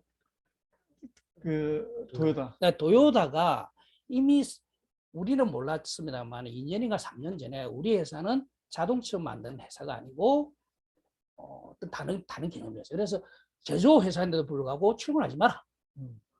출근하지 말고 재택근무를 하면 해라라고 하면서 완전히 우리가 알고 있는 도요타는 전혀 우리가 지금 겉으로 알고 있는 도요타와 전혀 다른 세계로 이미 가고 있었던 거예요. 그런데 차에 코로나가 이렇게 닥치니까 가장 잘 대응을 할 수 있다. 그래서 이번에 코로나 같은데 도요타가 굉장히 뭐 피해를 입었다든지 힘들었다는 소리는 하나도 안 들었고 이미 대비를 해왔고 기업들도 그렇게 해야 된다고 했는데 코로나가 그걸 빨리 촉진한 거죠.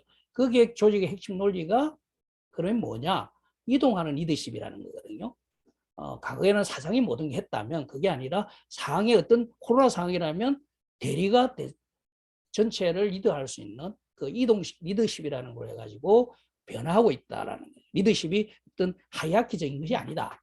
그렇게 본다면 개인의 어떤 자발성, 개인의 능력 이런 것들이 굉장히 더 중시되는 사회로 이제 당겨온 거죠. 왔는데 그게 한 게 가장 문제가 되는 게 뭐냐면 개인화되면 조직 전체적 비전이 이걸 어떻게 할 것이냐 이 부분 문제가 딱 걸린 거예요. 그게 지금 제가 주장하신 분이 연대 경영학 아주 유명하신 분인데 그게 문제 딱 걸린 거예요. 개인성을 주장하다 보니까 그게 이제 조직을 모듈화 된다는 거예요. 각 조직이 모듈화 돼가 갈아 끼우고 이렇게 한다는 건데 그럼 조직이 비전 같이 가야 될 어떤 가치라 그래야 되나요? 조직의 비전은 공유가 되야 되는데 이 부분이 문제가 또 생긴 거예요. 근데 그래서 저는 답을 얻었던 게 주역은 6개가 내가 바뀌는 순간에 전체가 지향하는 바가 있잖아요. 우리가 지금 뭐 공깨다, 근깨다. 그리고 내가 어떻게 바뀜으로 해서 걔가 어떻게 바뀌잖아요. 그 자기의 이치를 정확하게 자각할 수 있고 조직에서 자기의 개인성이지만 모듈화되어 있지만 조직이 지향하는 또 현재 상을 인식하는 그에 대해서는 공동적인 어떤 상을 가질 수 있기 때문에 주역이 그 어떤 개인성의 문제에 있어서 생기는 그런 개별적인 문제를 좀 더 통합해낼 수 있는 공감해낼 수 있는 그런 키워드가 될 수 있지 않겠나. 저는 오히려 주역에서 기회를 찾을 수 있지 않나 이런 생각에 사실은 좀 더 진하게 이 생각을 해봤습니다. 이제 현대 이게 개별화되는 시대에 이제 복귀 원도가 갈 수 있는 그런 어떤 함의성 이 많다. 이런 이제 얘기를 좀 가름할 수 있을 것 같습니다. 그 부분을 조금 더 원도에서 저는 아까 원장님 말씀 들으면서 오히려 원장님 말씀이 부연이 되는 건데 내가 예를 들어 갖고 근깨 내가 우리가 지금 근깨라고 한다면 그 대척점에 있는 공깨지 않습니까? 그러면서 상황을 전체를 눈으로 볼 수 있어요. 내가 이렇게 발전하면 우리 조직이 어떻게 미래가 예측되는 거죠. 흐름이. 그리고 내가 뭘 주의해야 되는가. 대측점에서 본다든지 아니면 좌우에 있는 개를 본다든지 전체를 한눈에 보게 됨으로 해서 개별성에 어떤 문제가 가지는 그런 부분을 많이 좀 희석한다 그럴까요? 좀 잡아줄 수 있지 않을까 그런 생각이 드네요. 되게 많이 다가올 수 있는 그 사람들이 이제 말씀을 들었을 때 이해가 될 수 있는 그런 설명이었던 것 같습니다. 우리 이제 말씀 중간에 임정원 학술위원장님께서 같이 참석을 해주셨습니다. 한 말씀 하셔야죠. 우리 시원하게 끊으셨노? 뭐, 화면으로는 안 자, 이거 나오는데. 잠깐만, 아니 얘기 좀 듣다가 갑자기.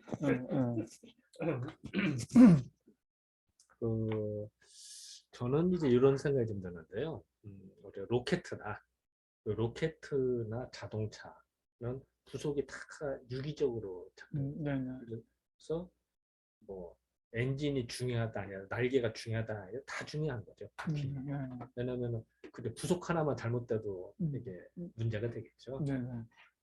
마찬가지로 한 괴를 형성하는 거는 6개 효로 된 겁니다만 그거는 각자가 다 중요한 문제야. 그 중에 하나라도 이탈이 되거나 문제가 되면 괴가 달라집니다. 아니, 괴가 성립이 안 되거나 다른 괴로 변환이 되거든요. 이 얘기는 그 정도 다 중요하다. 뭐가 뭐 초유니까 지옥에 얕으니까 너는 별거 아니야 이런 게 아니라 다 소중한 존재죠. 6개가.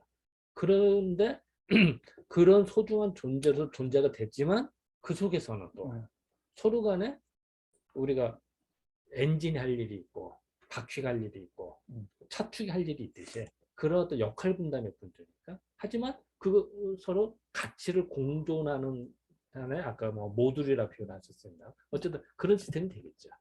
그래서 어쨌든 간에 그런 것들을 보여주는 것이 우리 복희대 원도다. 복희대 원도는 다시 말씀드리면은 각각의 단순한 의미의 양의 모임이지만 6개로 모였을 때 그거로 표현되는 시스템이 딱 구축이 되는 거죠. 그것이 모든 것이 다 그리고 각 개개의 각각의 효는 다 소중한 거다. 소중하지 않은 효가 없어요. 다만 그 효가 거기에 공존하려면 그 가치관을 공존해야겠죠. 공감하는. 그래서 그런 환경을 우리가 흔히 인테리어를 내가 만듭니다. 방 구조를 내가 배치를 하지만 그 인테리어 또 방 구조에 따라서 내가 영향 벽지를 내가 고를 수가 있어요. 하지만 그 벽지 색깔에 의해서 내가 영향을 받거든요. 효도 마찬가지예요. 6개 효가 모여서 한 괴를 만들어지는 순간 그 괴의 영향을 받게 됩니다. 각 효는. 그런 거를 이치들이 보여주는 거지 않을까라고 생각이 듭니다. 자담회가 이제 어느덧 거의 종착역으로 가고 있다는 느낌이 듭니다. 주역학회가 아닌 사람 입장에서 보면 이 복희원도가 모든 걸 다 포괄하고 있다. 이 하나하나도 소중하고 그 전체도 소중하고 심지어 그거를 현대 모듈화까지 다 적용이 가능하다. 이렇게까지 이제 스스로 자뻑이 너무 심한 거 아니냐. 이런 이제 지역에 관심이 없는 사람이 봤을 때는 그렇게까지 얘기를 할 수 있을 것 같습니다. 다만 이제 지금 우리 패널 두 분께서 말씀하신 걸 종합해 보면 제가 정리해 보면 이 복희 원도에 갖고 있는 그 하나의 개별들이 모두 전체가 된 거기 때문에 개별 하나하나가 다 소중한 것들이고 그 개별의 변화에 따라서 그런 갖고 있는 방향들이 다 달라지게 하나하나가 다 동등한 소중한 의미로 같이 다 결합되어 있다. 그리고 그런 의미로 봤을 때 우리가 현대사회에서 갖고 있는 것들을 훨씬 더 적용해서 현실을 해석하고 또 돌아볼 수 있는 중요한 지침이 될 수 있는 그러한 함의적 의미가 있다. 이렇게 저희가 이제 정리해 볼 수 있을 것 같습니다. 자, 우리 근데 그게 사실은 이 뭐 우리 이야기하기는 참 쉬운 건데 만만한 게 아닌 게 대부분 그 주역을 해석하는 게 상전이나 계사전이나 그 시빅을 가지고 공자가 쓰셨다는 시빅을 중심으로 그걸 중심의 어떤 개념으로 두고 하고 있기 때문에 그것은 제가 아까 말씀드린 중제 봉건 사회의 어떤 전제군주를 전제로 하는 시대의 해석인데 대부분 그걸 갈아엎어야 되는 문제가 개인성을 주장하게 되면 그 자체를 갈아엎어 굉장한 이거는 사실 주역에서 혁명적인 거고 경우에 따라서는 상당한 어떤 논쟁 그렇게 될 수 있는 극단적으로 사상투쟁까지 갈 수 있는 그런 거기 때문에 상당히 그 쉽지는 않은 그런 그 어떤 굳이 이제 철학적 용어로 전해죠. 그 콜린부스적 어떤 그 사고의 전환인데 그런 부분에서는 좀 더 제가 이 말씀을 드리면서도 저 역시도 그 정당성을 좀 더 정확하게 논증하기 위해서는 사실 64개를 정확하게 다시 한번 더 공부를 해 나가면서 사실 해야 될 부분이기 때문에 이게 뭐 한번 그럴싸하다 해서 이렇게 될 문제는 아니고 다만 극히 초보적인 어떤 제가 지금 말씀드리는 거는 어떻게 보면 기존의 어떤 학설에 비해서 과격한 이야기죠. 그렇지만 만약에 제 생각이 후대에 더 발전돼 나간다면 오늘 제 이야기 너무나 조잡한 다만 굳이 하나의 기여라면 방향성을 제시했다는 말에서 지향점을 주었다는 데서는 의미는 있을지 모르지만 주장은 발전돼 있다면 너무나 조잡하고 초보적인 극히 초보적인 이야기에 저는 불과할 것이다.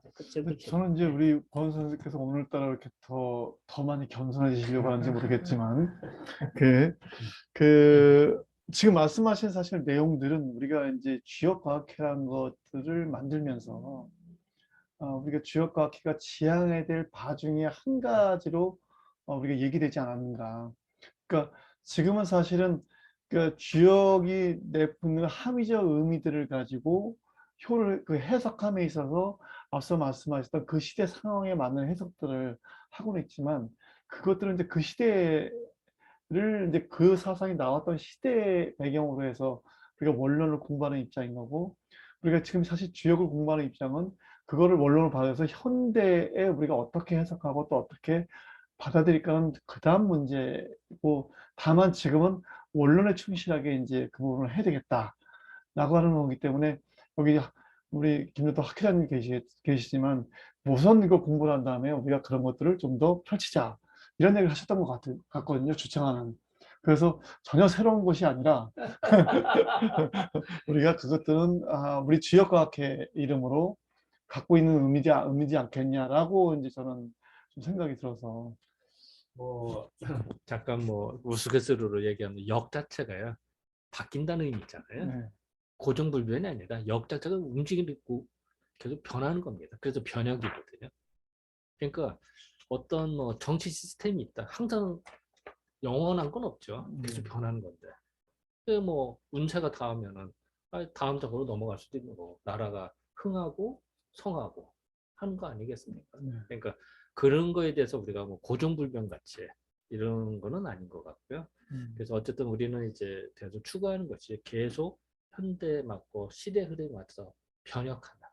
그러면서도 그 속에 변하는 속에서도 변하지 않는 이치가 있는 거를 깨닫고 그런 것이 응용돼가는 거지 않을까. 또 그런 걸 추구하고 확대하는 거지 않을까라고 생각이 듭니다. 그리고 그런 것들을 보여주는 것이 결국 복휘대 원도다. 네. 자, 우리 이제 잠깐만요. 이제 우리 임정훈 잠깐 이제 건너서 이제 말씀을 듣고 그다음에 이제 플러스한테 받을 것 같으시고 또 상관없습니다. 제가 자다가 너무 늦게 참석해 너무 죄송스러운 말씀을 드리고요. 일단 학회장님께서 말씀하신 대로 주역 공부에서 공부를 하면서 느꼈던 것 중에 가장 깊이 와닿던 부분인 것 같아요. 변하는 것 중에서 변하지 않는 그 진리라고 하는 그 부분을 그죠? 주역 괴에서 이렇게 교회와 효와의 관계, 원도처럼 전체적 64개의 관계 이런 걸 통해서 이미지화된 모습에서 봤을 때 거기서 이제 뭔가를 이렇게 얻어 볼 수 있다고 하는 거. 그리고 그 변화의 이치를 알게 됨으로써 어떤 조짐이라든지 변화에 조그만 실마리에 있어서 이렇게 뭔가를 볼 수 있다고 하는 그런 부분들이 실생활을 살면서 많이 도움이 좀 되어왔던 것 같습니다. 그래서 제가 이 부분에서 많이 공부는 못하고 했지만 그 원도 그 부분을 주역 공부를 하면서 좋았던 부분이 그 시각적 이미지화라고 하는 부분을 아주 강렬하게 알았던 부분인 것 같아요. 그 이미지만으로도 사고가 이렇게 확장될 수 있다고 하는 부분. 그래서 뭐 그런 것들 이런 부분 원도에서 제가 느꼈던 부분은 그런 것 같습니다. 자, 이제 박수시대. 우리 건어법 도반님께서 마상을 근데 어, 원도를 통해서 사실은 뭐 근데 잘못하면 우리가 원도 만능주의 빠지면 안 되죠, 그죠? 다만 우리가 살아가는 하나의 또 지혜의 하나의 방편인 것이고, 그렇지만 또 많은 걸 함축하고 있다는 면에서는 우리가 사실 주요 그 원도를 공부하게 된 큰 소득인데, 제가 조금 부연 설명으로 말씀을 드리면, 저는 아까 개인성이라는 단어를 찾아낼 때까지 어떤 거에서 있었냐면, 주자가 물론 지금 시대에 안 맞는 이야기죠. 시대에 맞지 않는 이야기입니다만, 그런데 우리 공부를 하고 있잖아요. 그러면 시대에 맞지 않는 공부를 안 해야 되는 게 정상이지 않습니까? 근데 왜 하느냐 이거지. 사회자는 왜 하시죠?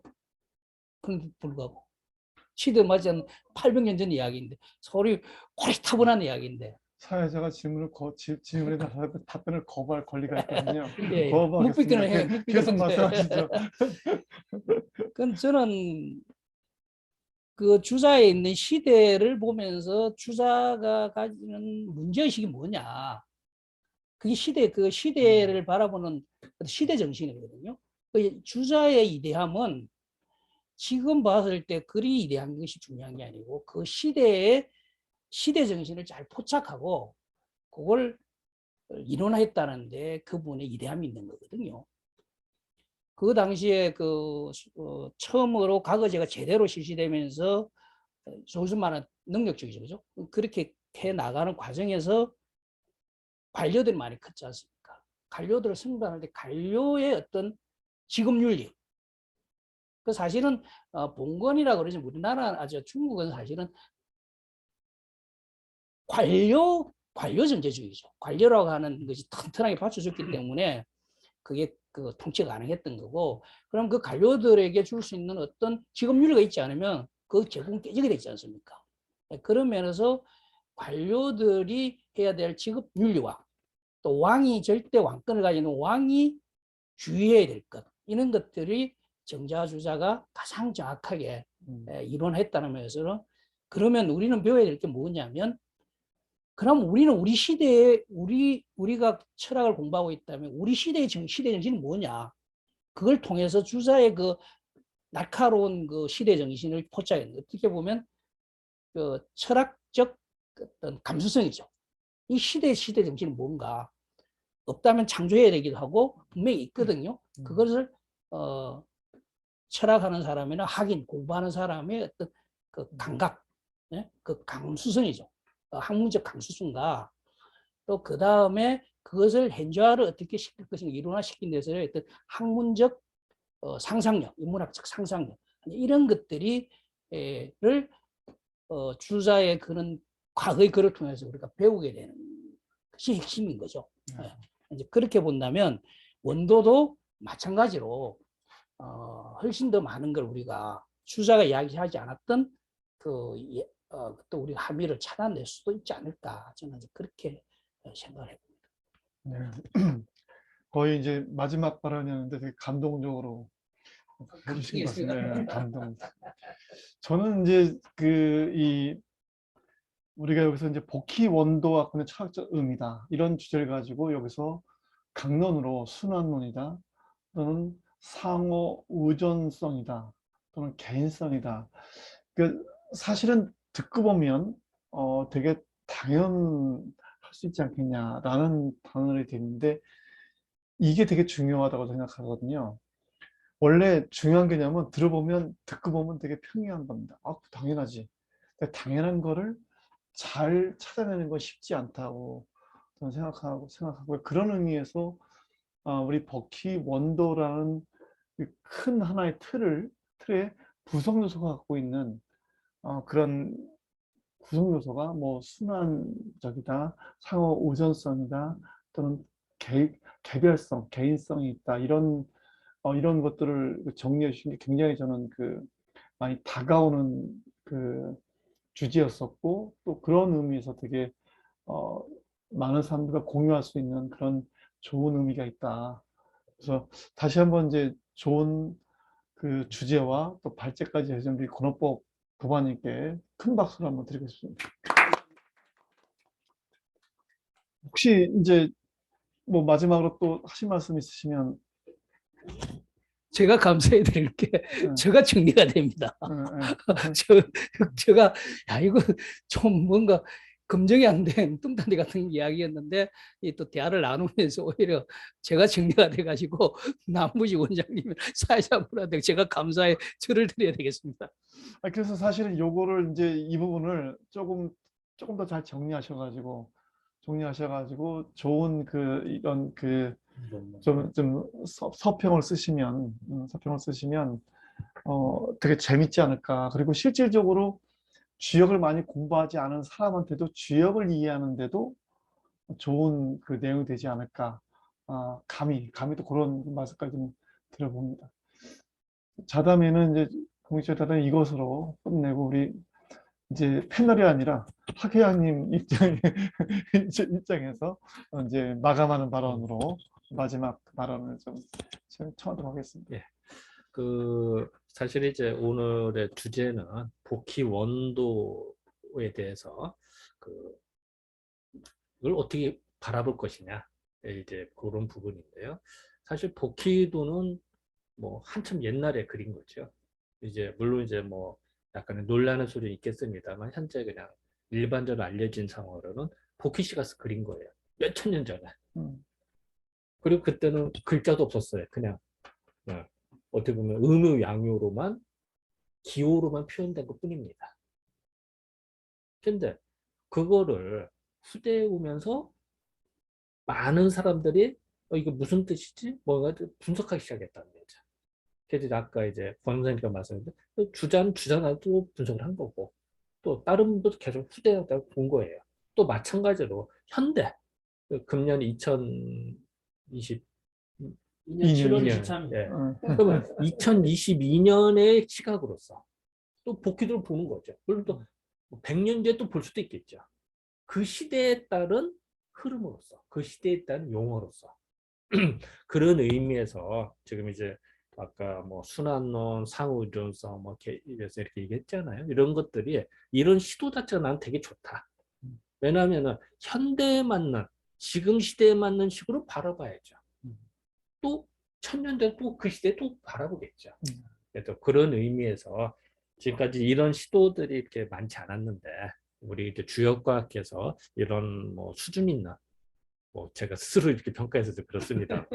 이런 것들을 이제 논의하는 자리가 되고 또 이렇게 담론을 서로 할 수 있다는 게 저로서는 좀 그 회장으로서 너무나 뿌듯하게 느끼고 또 감사하게 생각합니다. 네, 감사합니다.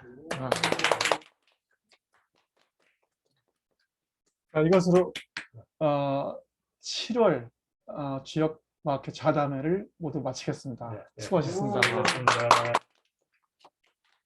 배고프다.